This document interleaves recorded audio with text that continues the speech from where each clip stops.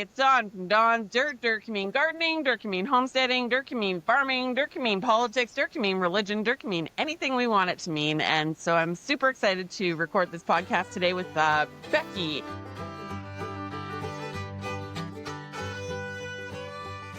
And Becky is a goat farmer from, I don't remember where you're from, but I'm sure you'll let us know. And you're from Kobe Way Farms. And so thank you for coming on the show today. Super excited to have you. Thanks. I'm excited to be here. And I'm from Fresno, Ohio, which no one has ever heard of. So it's okay that you don't remember that. Perfect. I'm not even sure I know where Ohio is. I'm a Canadian girl. So where's Ohio? It's in the middle somewhere. No, it's on the East Coast, isn't it? I don't remember. Both, actually. Yes. So mid-central, east of Chicago, west of Pennsylvania. Okay. Perfect. And so you're farming out there. So tell us a little bit about your farm. What do you got going on there?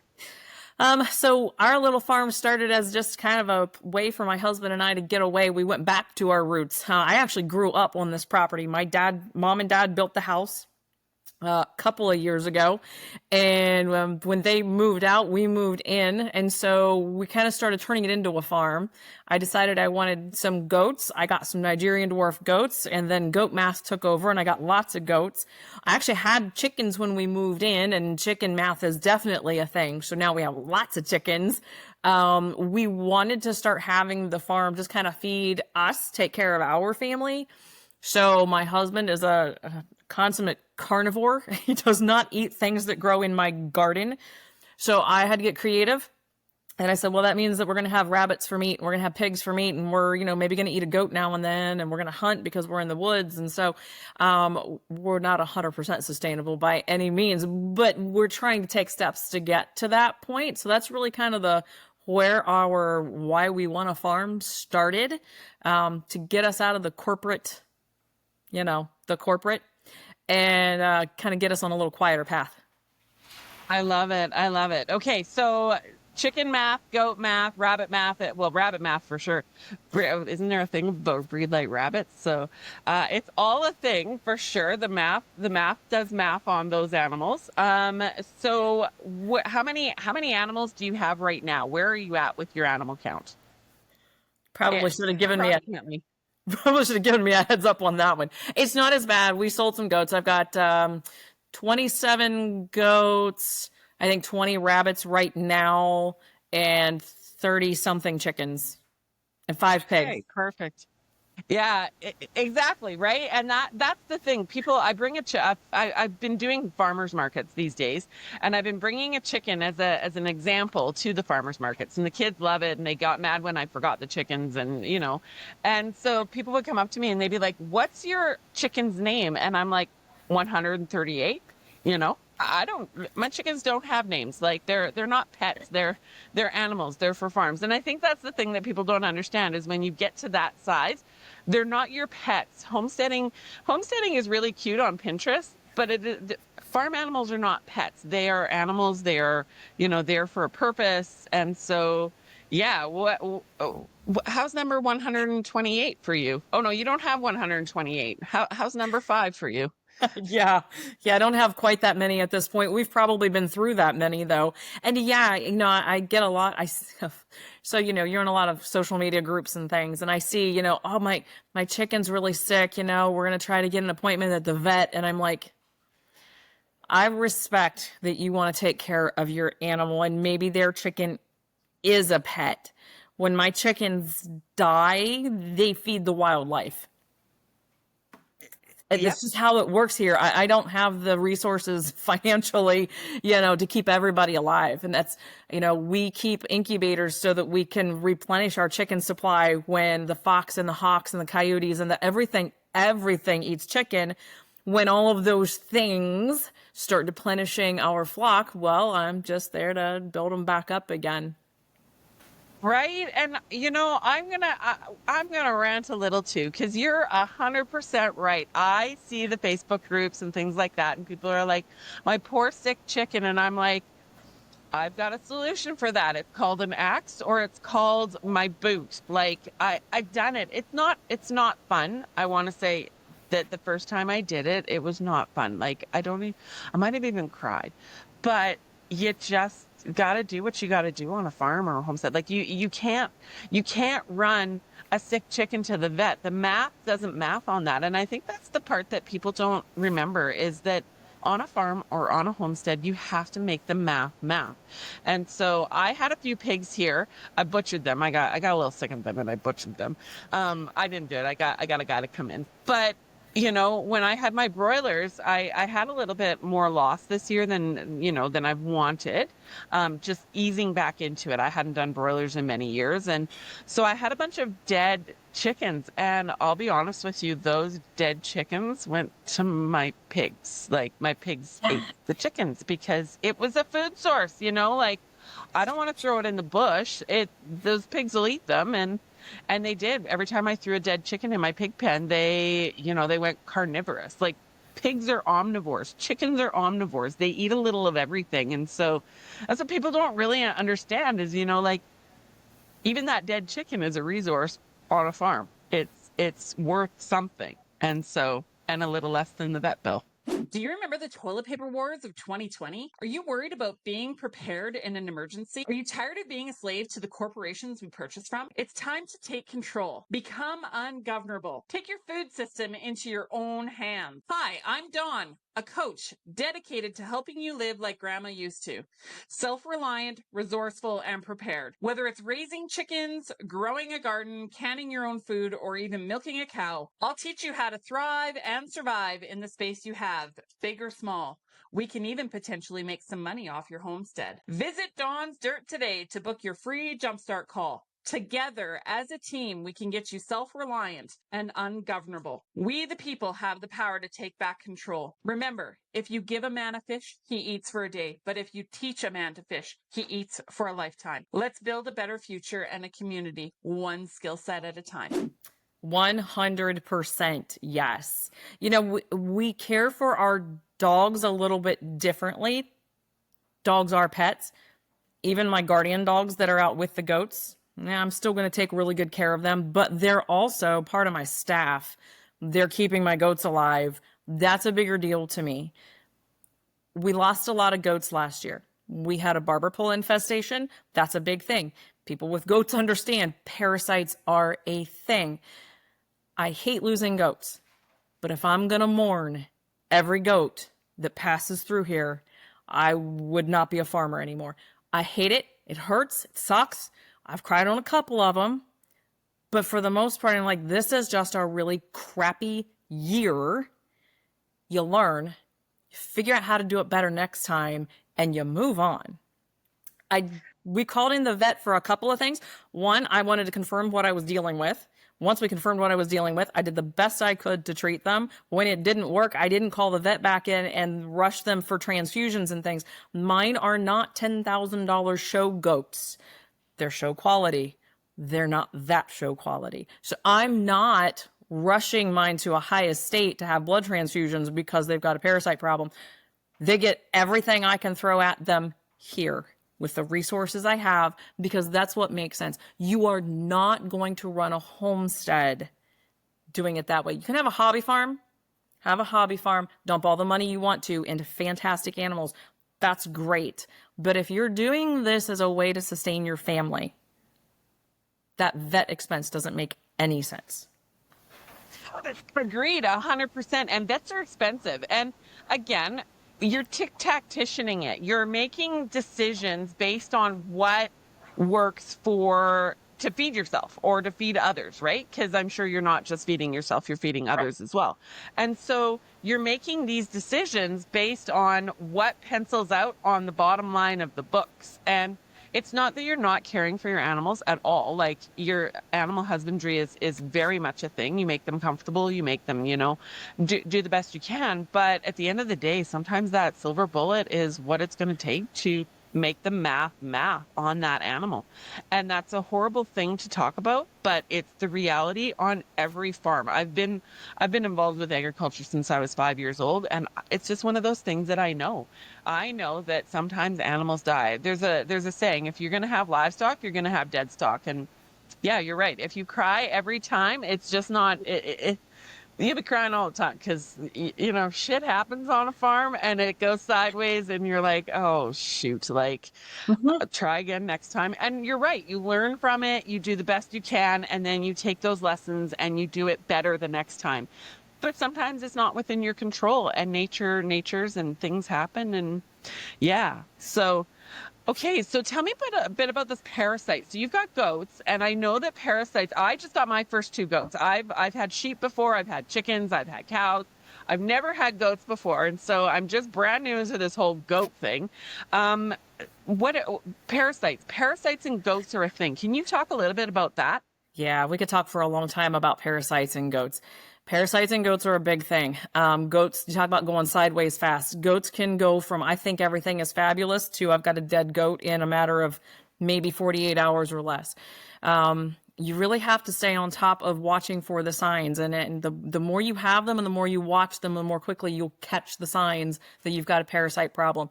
I promise you, if you have goats, you have parasites. There's no having a parasite free herd. For one thing, there are some of those little bugs that just exist within your goat's biome all the time. Now, most of the time, your adults especially are going to be strong enough, have a strong enough immune system that the normal parasite load isn't really going to impact their overall health.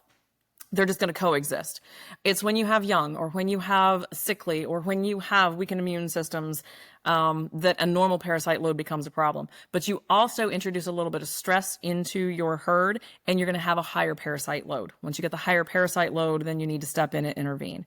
I know here in the States, there's a big conversation about treating for parasites. There is still a lot of people who want to proactively treat for parasites. You don't proactively treat for parasites. You can't give your goat something to prevent parasites. You can boost up their system. You can give them the right nutrition. You can give them the right environment. You can clean their environment as much as you can. I'm sorry, goats poop everywhere. You're not going to have a clean environment, but you can take steps to make it better. You can offer them all kinds of boosters. We use herbal boosters. We use immune boosters. We make sure that we have a robust feeding program so that their body condition is always slightly over condition because it gives me more runway if things do go south. But when you're dealing with parasites, you have to understand which one you're dealing with. We run fecals on our goats. I learned how to do my own fecal samples. Put them in the solution, stick them under a microscope. I can at least identify what it is I'm dealing with. I don't have a great way to do counts. I know there are ways to do it. I just, you pick your battles. I can at least identify what it is that I'm dealing with. And that tells me which dewormer to use. I will not deworm a goat until I have a parasite problem. Now, just because I see parasites doesn't mean that there is a problem. Like I said, you got a normal parasite load in most goats. That's not a problem. Don't deworm that. It's fine.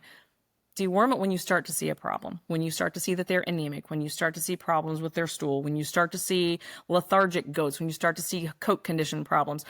This is when this is a systemic problem at that point, and we need to take steps. But you got to deworm with the right one. A lot of times it's guesswork.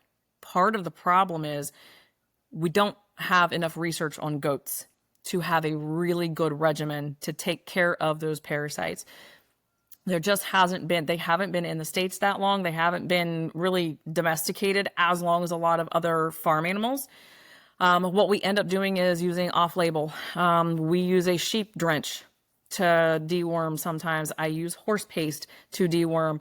Part of the problem, probably part of the reason that we're doing that is because of the proactive deworming that has been done for a couple of generations now, where those parasites have created a resistance to standard goat treatments for these parasites.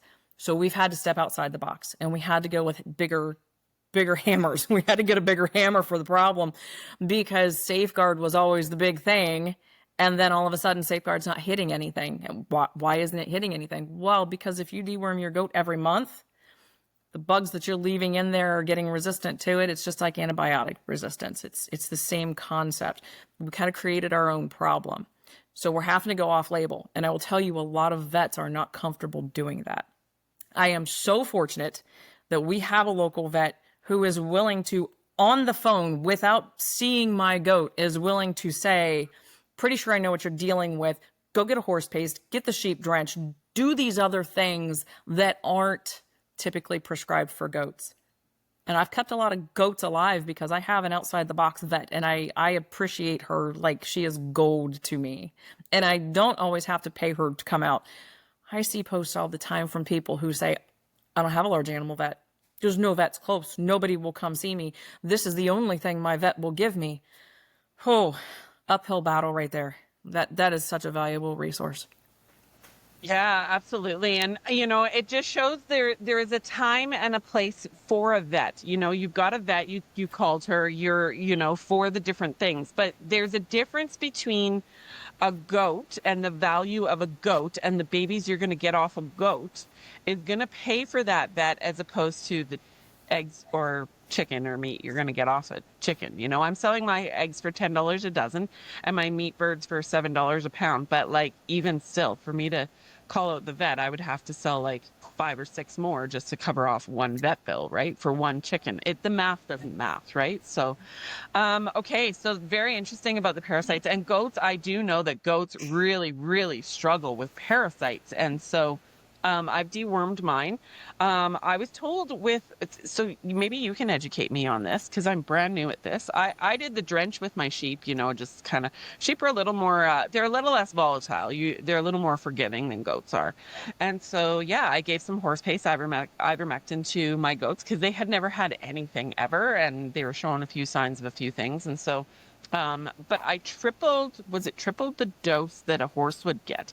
And so, which seems crazy that, here you're giving this horse paste like ivermectin, which is a thing. And, I've even used ivermectin on myself, but, the farmer, right? Like what farmer hasn't? And so, and even when you're doing the drench with the sheep or whatever, you just get shit on you, right? So, anyways, so I tripled the dose and I gave it to my goats. And then 10 days later, I did another regimen. And so, but the goats that I purchased, they had never had anything. So I thought, ooh, it'd be safe to just do it one time. So yeah, it's really interesting. Do you have any more insight? Because this is fascinating. This would probably be really helpful for our listeners.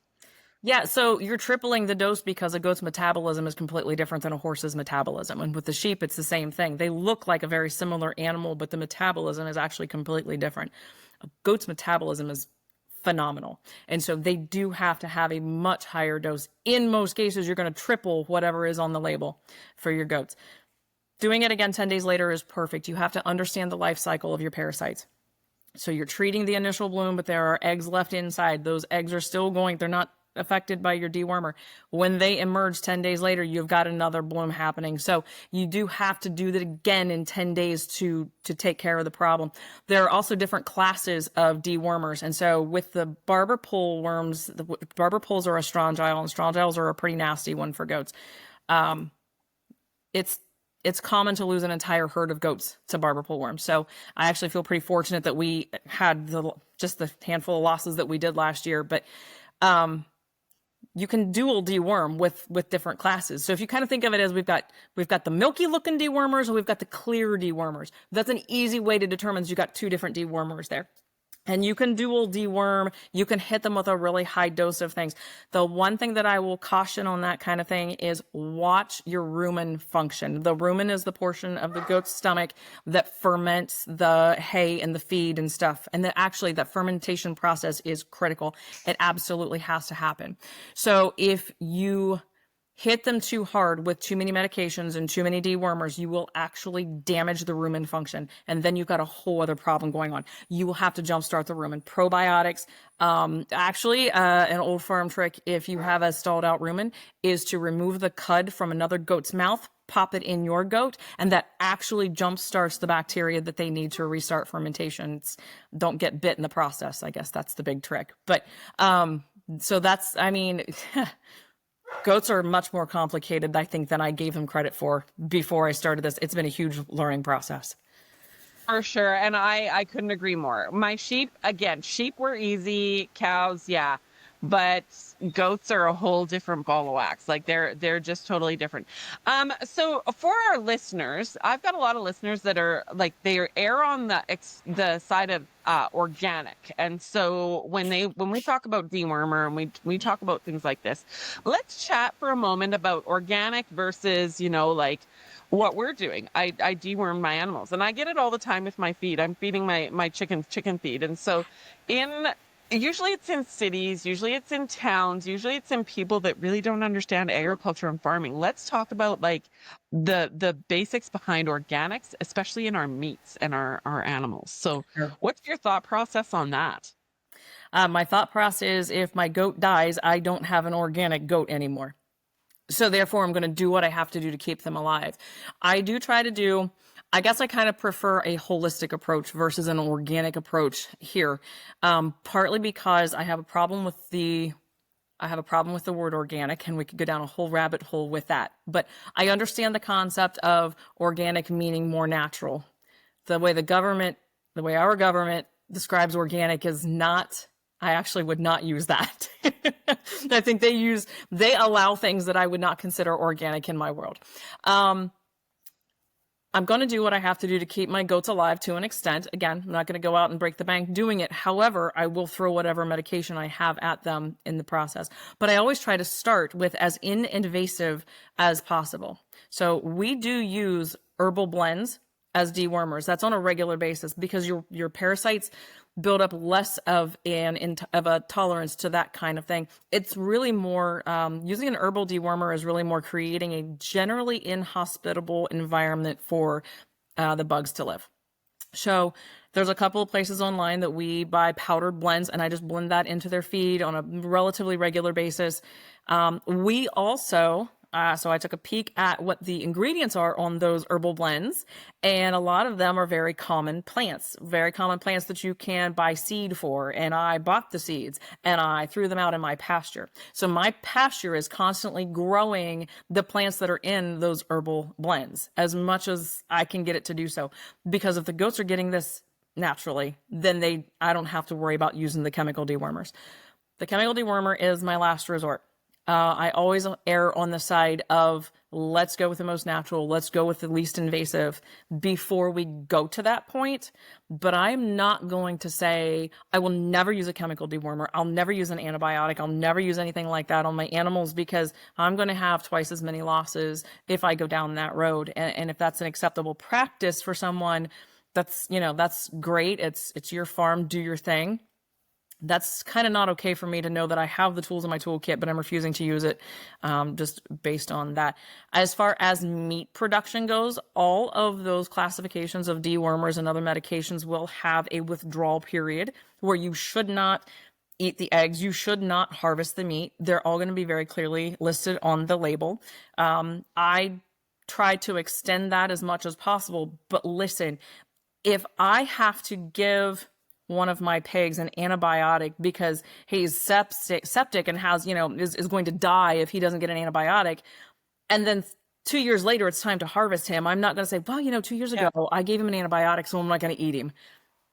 That just doesn't make any sense. And so that's the thing too. Like people are asking me right now with my chickens, why are you not feeding organic? And I'm like, because your production drops and your feed costs go up and I can't afford to. I'm sorry. Like, if you want to pay me $20 a dozen for eggs, sure, I can do organic, but the math doesn't math. And so I'm just doing the best I can. And same thing with my chicks.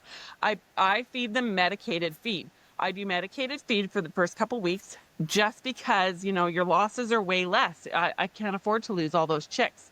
And then I also don't have to vaccinate them then, because that's the thing that people don't understand is you either vaccinate or you feed medicated feed. It's one or the other, and so I'm just doing the best I can. And that's the part that people need to realize and understand in homesteading and farming is you've got to take your ideologies, which are great.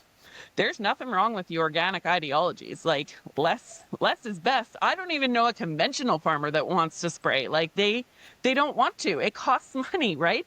But they're going to do the least amount that they have to do in order to make the bottom line pencil out. And so with organics and with our food and with our flocks and with our goats and with our sheep and with our cows and with our gardens and with all of it in agriculture, You're going to do what you have to do to keep your plants or your crops or your animals alive.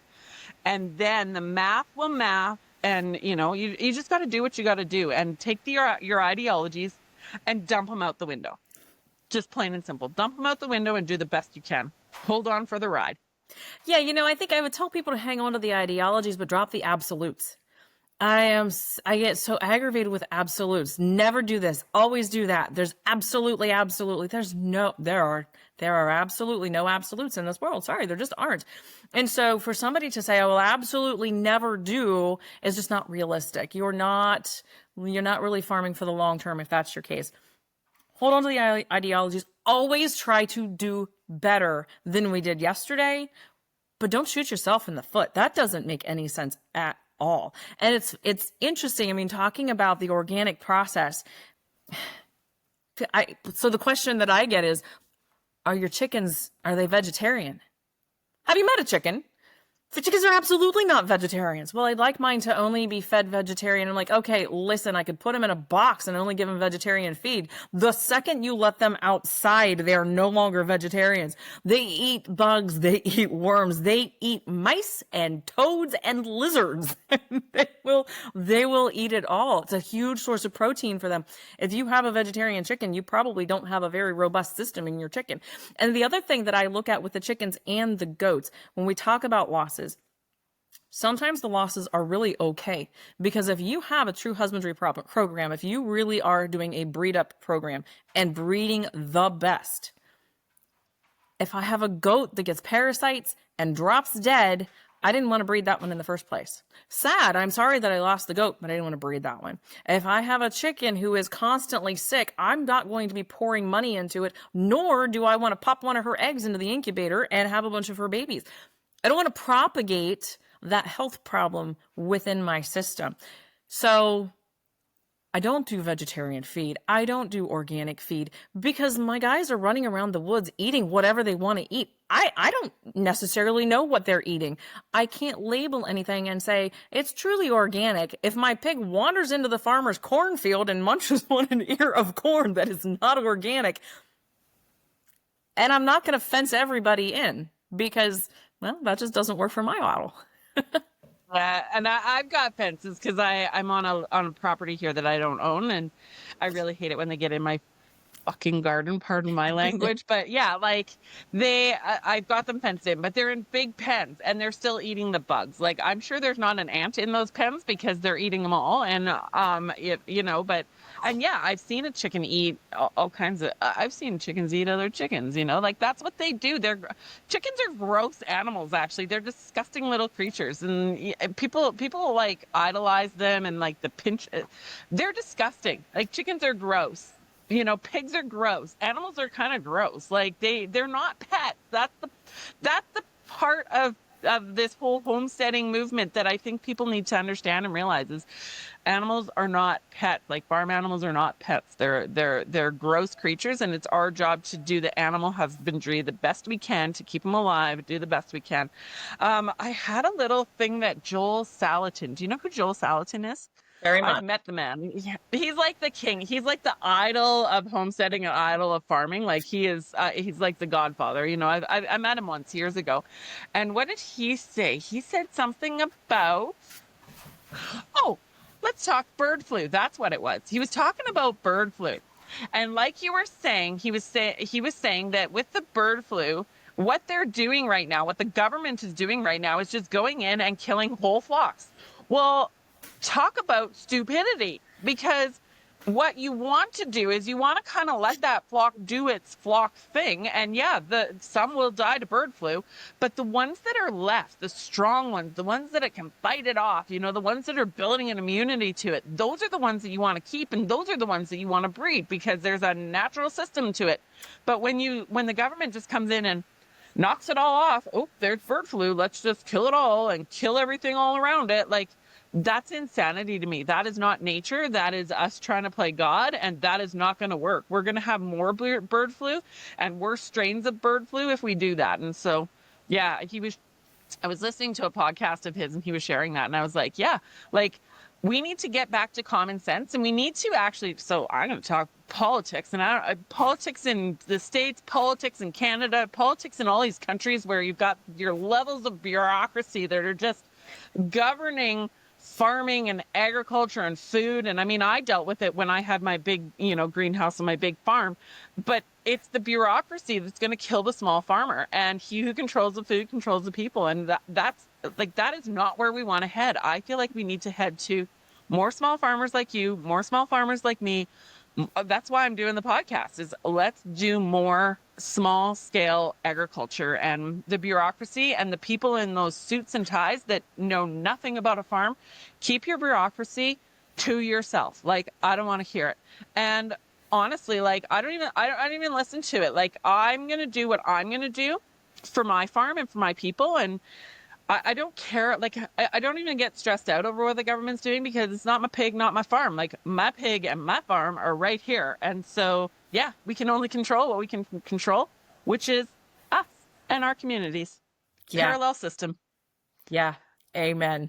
So here's when I kind of lost faith in the government when it comes to, first of all, you were absolutely correct. Small farms and small homesteads are kind of the way we have to go with this. We could go down the whole rabbit hole, which you probably have with others. Monocropping, all of the big commercial, the CAFOs, all that kind of thing is sustaining us right now. Okay, fine. We've built to the point where we have to have this. I'm not saying shut it all off, because, whew, boy, would that be ugly. However, we have to understand that the small things, that is our future. The small thing is the small groups, the small organizations, the communities, agricultural communities are the way forward. This is the way we have to go. This is not sustainable to do it the way we are. They're estimating that if we continue with the way we are with commercial farming, crop farming, we have about 60 years worth of soil left. We are eroding the soil. We are killing the soil. We are destroying the biome that is in the soil. You can't continue on that path. And I am not blaming commercial farmers, because this is the corner they've been backed into. They don't have another option at this point, because our government will literally pay them to do it this way. They have to. They don't have an option. They really can't rebel and say, no, I'm going to go do this. But you know who can? We can. The little guys can. Those of us raising our backyard chickens, raising pigs in our backyards, raising goats in our backyards, those of us with an acre or two who are willing to sustain ourselves. And guess what? There's a little bit of extra for my neighbor. And that's how this is going to work. But we have to, I'm going to channel Joel for a second here. We have to stop strangling the small farmers and the homesteaders and allow them safely, smartly. Let's just not, switch all the regulations off. But let's make smart decisions. And here's where I lost my faith in the government to make smart decisions. When we started looking at how to sell our eggs, I wanted a farm market on site. So I have a small farm market on site. We sell lots of stuff from the farm. We sell things from other local farmers. When we were initially starting that, and I said, eggs, obviously if we have chickens, that's what we're doing. We're selling eggs. So let's look at how do we do this? I was going to the farmer's market and I was selling bread and jam and all kinds of things. And I'd like to take eggs with me. In order to sell eggs at a farmer's market in the state of Ohio, I have to get a license from my health department. They have to come out and inspect my water because they're looking for a very specific bacteria. I have to wash the eggs. I have to refrigerate the eggs when they get to the farmer's market. And that license costs me about $180 a year. I only charge $3 a dozen for my eggs. $3 a dozen. Yeah.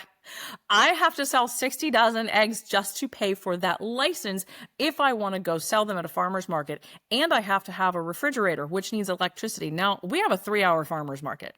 I plug that refrigerator in at the beginning of the 3-hour farmer's market, and by the end of it, it's still not down to the temperature that it technically needs to be in order to keep my eggs safe. So I have to jump through all of these hoops to take my eggs 20 minutes down the road and sell them at my local farmer's market. If I want to sell the same eggs, on site in a cooler at the end of my driveway, I need nothing. Nothing. I don't have to wash them. I don't have to label them. I don't have to have inspections. I don't have to have a certificate. I don't have to have anything. I don't have to refrigerate them. I stick them in a cooler at the end of the driveway. I live right beside Amish country. People do it all the time. I'm telling you, every other driveway has a cooler sitting at the end of the sign that says free range eggs. Okay. Yeah. Well, how are those eggs safer than the ones I'm taking to the farmer's market. And when I realized that those two regulations just don't work hand in hand, I said, we don't know, our governing body doesn't have a clue about agriculture. Not really.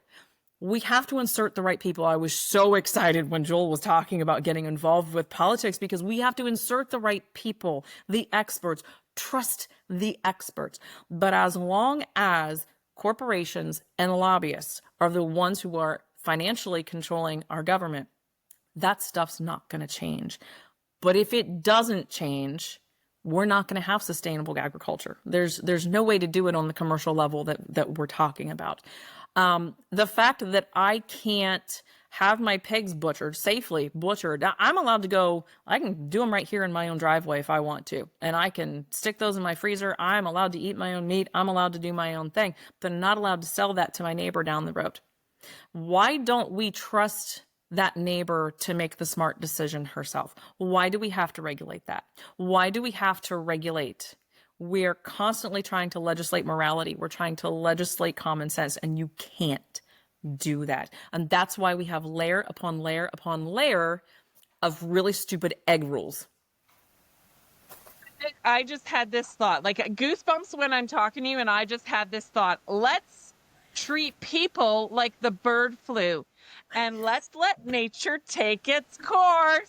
You know, if you eat something foolish, you're going to die, but that might help our population. You know, well, the strong will survive and the weak will die. You know, like, we need to start treating agriculture like that. You know, if you're that dumb, you're going to die. And so I think we need no bureaucracy after this conversation, and let's just do farm and agriculture, and you and I will survive, and my kids will survive, and your kids will survive, and maybe some of the city people, be smarter. Maybe the bureaucrats that maybe they might get sick and die of bird flu. That sounds terrible. I don't wish anyone dead. But the point is, like, common sense, let nature take its course. We need more of that. There's something to be said about that. But I will say one thing that we are lacking before we go down that road is education. We don't educate people. And I love this. Look at this. You're setting me up for this beautiful segue. One of the things that we want to do here at Toby Way Farm next year is start educating people, like, for real, like on a real legit basis. I want to have stay and learn programs. I want to have people come here, work my farm. Isn't that beautiful? I want you to pay me to come do my farm work.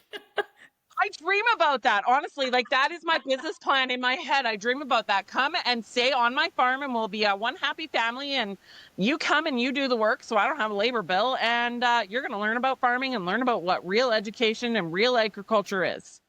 That's really kind of what it's all about, is getting people to get their hands on things like this. And we talk about, so you mentioned city people, and they're not exposed to. How can they possibly learn? They're not exposed to. They don't know these things. There's hyperbole out there. There's memes out there. There's, if you're getting your education from Facebook, I'm sorry, but you're doing it wrong.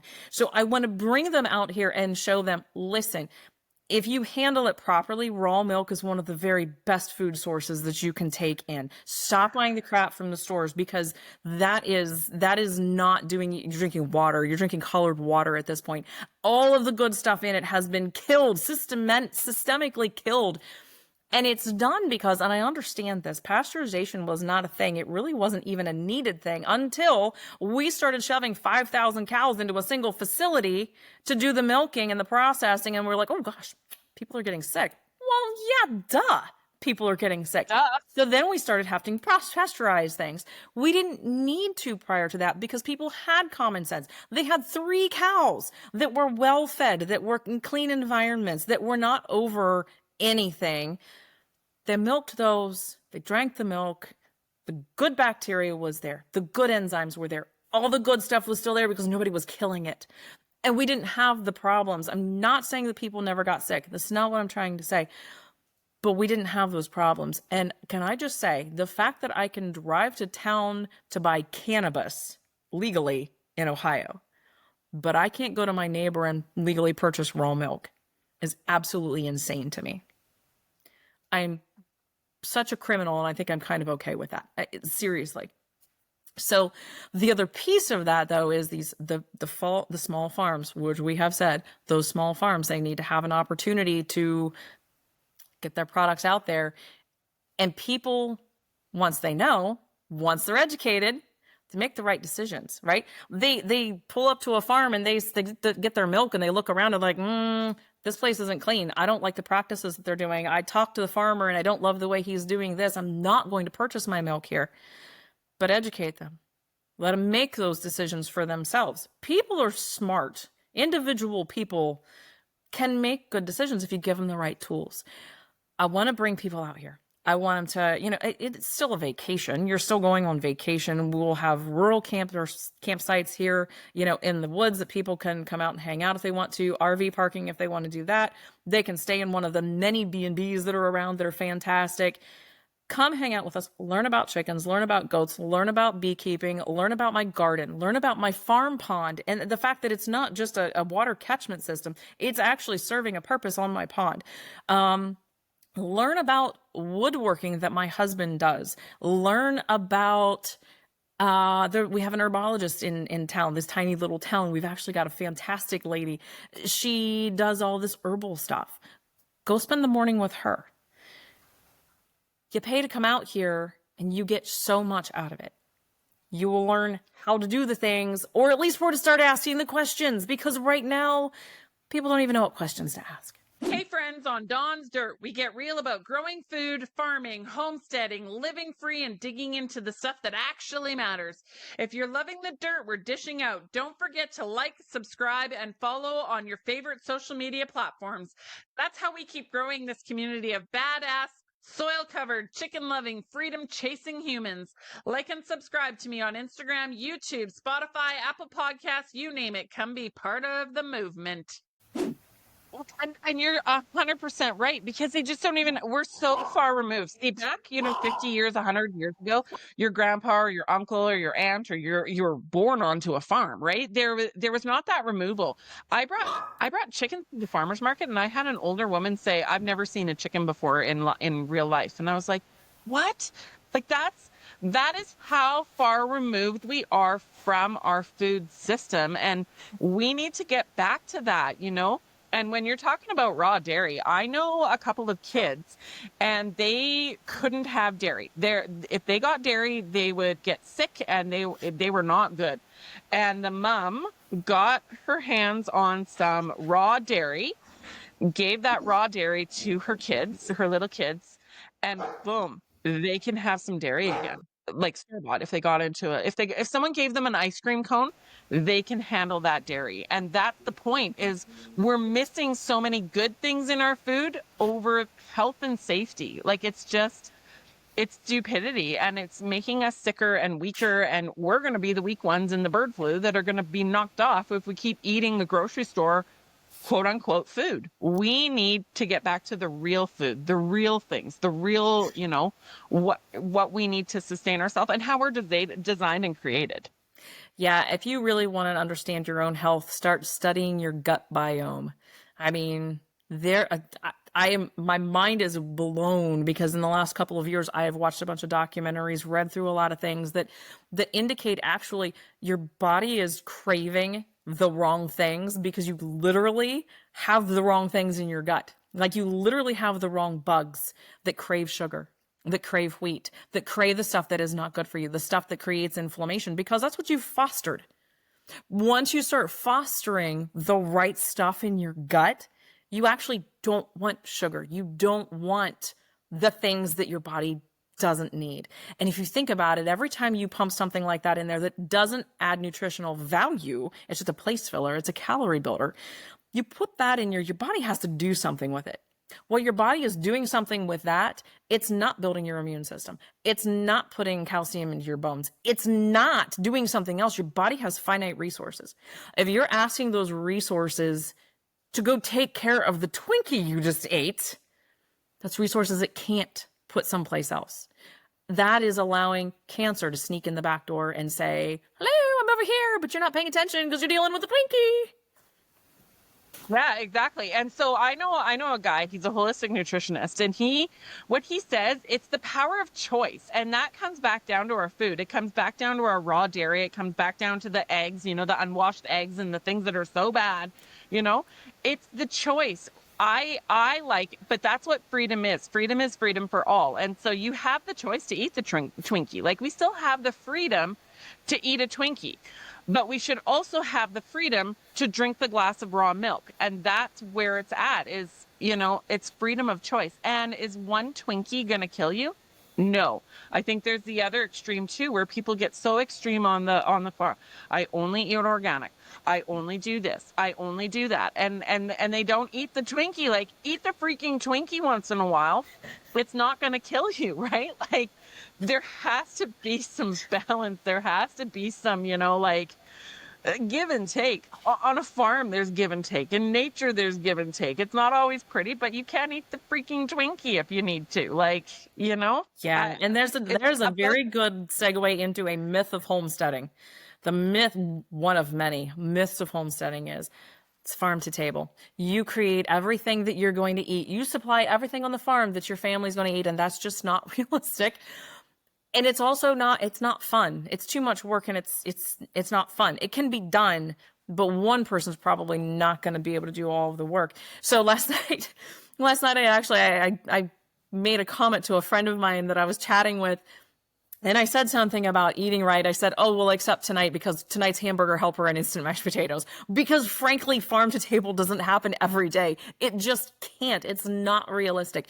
People get it in their heads, if I'm not doing all of this, if I'm not gardening and growing everything, and I'm not growing all of our own meats, and I'm not doing all of the things, I'm not a real homesteader. Oh, yeah, no. You totally are. Give yourself a pass and eat the damn Twinkie. Yeah, well, and that's just it. Like, in a starvation situation, like if the grocery store is shut down, I sure can live off of what I got here. Like, as could you, and you could feed a lot of people. But reality is sometimes, as farmers, as homesteaders, as people producing food, we sacrifice meals at our table to put food on others. And so I had a vegetable farm for years, and sometimes the only cob of corn that I ate from my own field was the one that I shucked at a farmer's market and ate raw, because that's all I could do, because I was never home. I was selling all this food at a farmer's market, eating off the backs of food trucks. Like, you do what you got to do. And so when you have the ideologies, and then you're right, you feel like a failure. So homesteaders, give yourself a break. You can't do it all. If you need to, eat the meal off the food truck because it's okay. Eat the Twinkie because it's okay. It's not going to kill you once in a while. And as a farmer, you got to do what you got to do to keep that farm going. And if that means you have to have some freaking McDonald's on the way home from a farmer's market, that's just, maybe I don't suggest McDonald's, but that's just what you've got to do. It's not going to kill you. And yeah, like, that's the portion of the ideologies. Like, but you're doing the best you can, and you're going to have your whole chicken, and you're going to have your garden full of vegetables, and you're going to make those chicken and vegetables sometimes. You're still going to eat better than most who are eating only at McDonald's and only at, wherever. Like, yeah, it's better choices. Same thing with organic. It's just one better choice. The chicken, the farm fresh chicken, is still a better choice than chicken nuggets. Yes. Do better, not perfect. Don't let perfect be the enemy of good. Perfect is beautiful, and perfect looks great on Instagram, but perfect is not, it should not be the target. Good should be the target. Better than yesterday should be the target. I should be doing better than I was when I didn't know. Now I know better, I'm going to do better. Every day, maybe not, but most days I'm going to do better. But if I'm aiming for perfect, I'm going to fail all the time. So absolutely give yourselves a break on this. You have to start somewhere. Homesteading is a mindset, not an activity. It is a mindset. It is a mindset of doing better, learning, teaching yourself, being prepared. You're right. We saw a lot of problems with the food chain, the supply chain for food during the coronavirus. I think that was a big eye opener for a lot of people because suddenly they realized how vulnerable we really are. Something that a lot of us knew all along. That's why we've been doing this. We knew that that kind of thing can happen. We're not worried about zombies and we're not worried about World War III. We're worried about the truck didn't make it to Walmart and I still have to feed my family. And that's the point, right? We just have to get back to that. We just have to get back to our roots and nature and, where we started off, and give yourself some freaking grace. Just give yourself some freaking grace. If you're a homesteader and it's not going well and you end up at McDonald's one day, it's okay. Just stop the guilt. Just forgive yourself. Move on tomorrow. Eat your fresh chicken and your fresh vegetables tomorrow.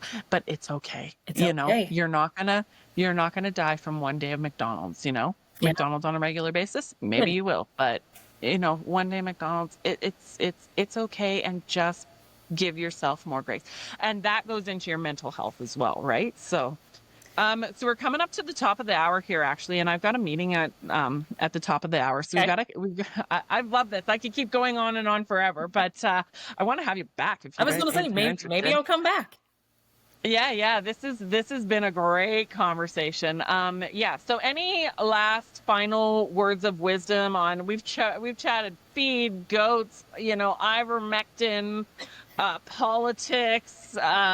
We haven't touched a lot on religion, but I don't think we got time right now. But any final words for people just getting into homesteading?